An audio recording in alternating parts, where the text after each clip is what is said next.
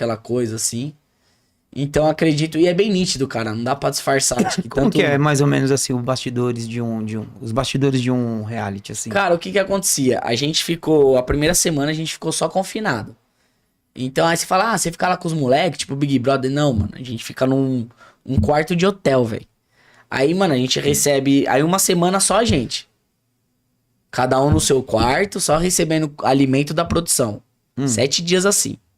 Aí depois começa as gravações. A gravação a gente ficava das 6 da manhã, que a gente saía de lá do hotel, ficava até 10 da noite, mano. Gravando o dia inteiro. Aí nessas partes das gravações, aí que acontecia aquela ida pro lounge, ida pras cabines. Aí tinha a parte também que dava uma pausa na gravação, entendeu? E a produção sempre ficava controlando. Mas era todo dia. Era gravação. todo dia. Só às vezes que ele parava. Então, por exemplo, tinha gravação pra cá e às vezes ele dava um dia de folga.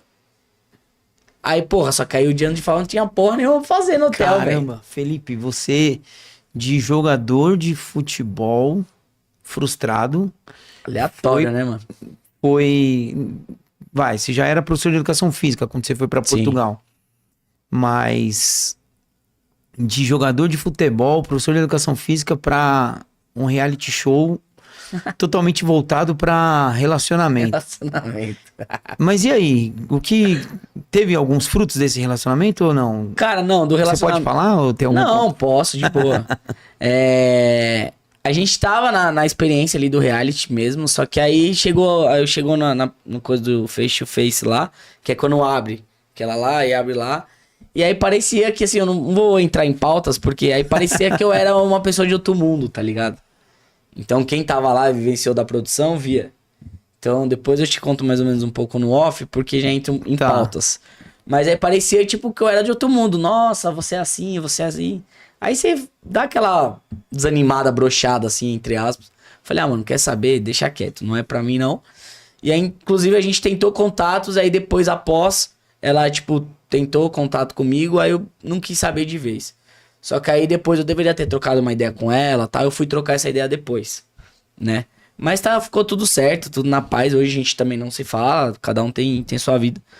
Mas foi e também abriu a porta pra trabalhar também com rede social, que eu nunca tinha imaginado. Isso. Tá, então o grande fruto da sua participação lá no Casamentos às Cegas foi o 3? Terceira temporada. Foi que você entrou de vez nas redes sociais. Isso.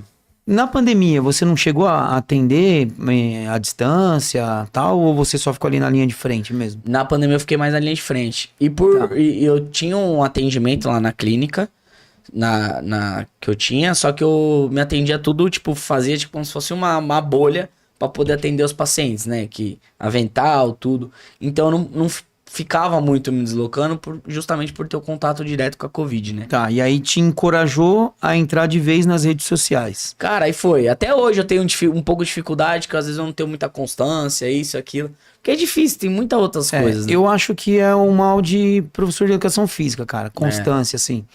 Fala por mim, porque eu cheguei a fazer mentoria, né, de atendimento online, produtos online e tal. E eu tenho essa dificuldade também de constância. Acredito que muitos devam ter. Não é fácil, porque o meu perfil, por exemplo, é presencial. É linha de frente também, tá? Então, não é só você, não. E aí, hoje você entrou nas redes sociais, você tem um podcast? Qual que é o podcast que você faz? Hoje Conta aí. a gente tá no Ferrou, né? No Ferrou TV. Então tem uma parceria com o Rodrigo, que é aqui da Gargamel Produções. Que é o Rodrigo é o dono do estúdio Isso, aqui. que é o dono do estúdio. Rodrigo que será o nosso próximo convidado do nosso próximo episódio. Já agradecer também o Rodrigo aí por todo o suporte, tá? E assim, para mim também é uma coisa diferente. E o Felipe tá aqui hoje porque ele vai me ajudar, tá me ajudando, né, nesse primeiro episódio aqui, a gente poder dar esse pontapé inicial também. Mas já posso dizer para você, Felipe, que é uma coisa muito louca, muito legal. Primeiro dia que eu vim aqui, sentei aqui para conversar com o Rodrigo, eu tinha algumas ideias e o Rodrigo fez as minhas ideias virarem assim, projetos, tá? Então, eu acho que pra você também acho que aconteceu a mesma coisa. Sim. E tamo aí. Conta aí, quantos episódios vocês já fizeram? Há quanto tempo vocês estão fazendo? Cara, a gente foi entrando meio que uma maluquice, assim, do nada, né? Eu tinha um Pode Fritas com a Lu, e aí por questões de outras logísticas de pessoais, tanto meu quanto dela, a gente deu uma pausa. Eu não considero como um fim, mas como uma pausa, porque a gente tá em objetivo diferente agora. Mas aí a gente parou, eu queria trazer a gente tava meio que num estúdio lá na Zona Leste, com Pode Fritas. Aí eu queria sentar com o Rodrigo e queria abrir um estúdio na clínica. Na minha clínica hoje. Aí ele sentou comigo e falou assim, irmão, você tem certeza? É muito gasto, explicou, deu prós e contras. Falei, mano, por que você não vem aqui fazer com a gente?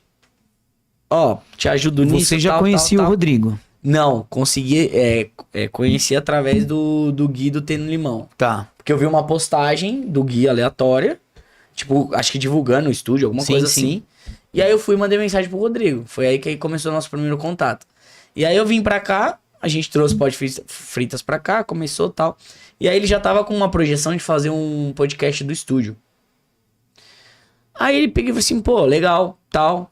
Aí ele falou assim, ô Fê, não quer fazer alguma coisa aí? Aí eu falei pra ele, vamos fazer alguma coisa?